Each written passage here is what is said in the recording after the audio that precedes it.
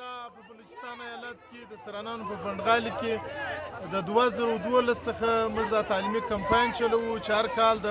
فبروري پر 15 نیټه باندې د مارچ تر 15 نیټې پورې دا کمپاین چلوو کور پر کور کوڅه پر کوڅه باندې چې د ښوونځیو ښوونکي سرښوونکي او د کمیونټي چې د هغې په تعاون سره پوسولې کور پر کور دا کمپاین چلوو چې زموږ د دغه کمپاین څخه ځینو انجوګانو هم دا اعلان واخیستی چې هغه اوس دغه پروګرام دوی هم خپل د ادارو د خوا څخه هم چلوي نو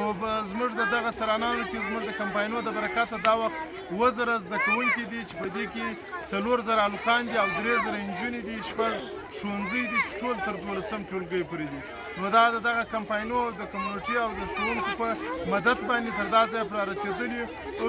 را رسېدلي نو بیا زه هم په ایچ د یو افغان کډوال د یونیچار حکومت پاکستان سوسایټي او ټولو خیریه ادارو مننه کوم چې زموږ د افغان کډوالو سره نه ستړي کېدونکي هلې ځلې کړي دي او مرسته راسره کوي مننه